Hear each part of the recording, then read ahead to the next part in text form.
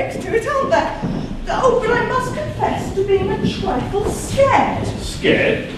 Of the wildlife? No, of my sister. Something seems to have brought the worst out in her. Yes, and there is rather a lot of the worst of her to be brought out, isn't there? Yes. Perhaps a little something to take the edge off.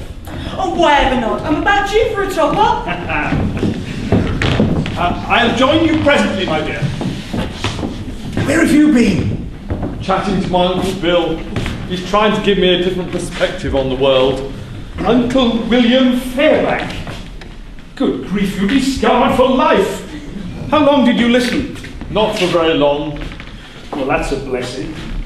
You do realise he's probably the most insane man in all of Christendom, or wherever he happens to be at the time. Oh, he means well. I'm sure the Emperor Caligula was similarly well-meaning. Oh, George. It's no use. You seem to have too many people offering you bad advice. And I think I might be one of them.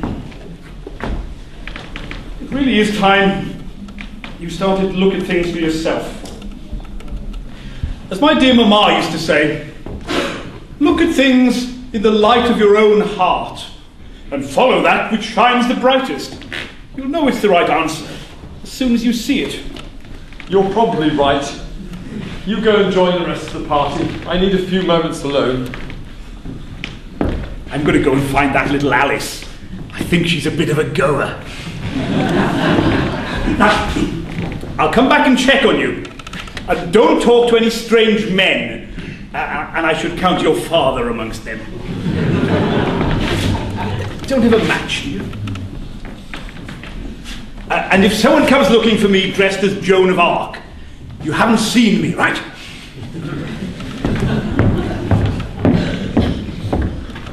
Doomed to wander the world in search of my true love when... Not necessarily, my dear. I'm sure things will straighten themselves out in time. Oh, hello, Nita. The situation's hopeless. Not just yet, it isn't. The party was starting to flag a little, but the circus entertainers have begun their act, and Samson topped up the punch with a gallon of cognac and a couple of grains of his Monday morning remedy. Things seem much livelier now.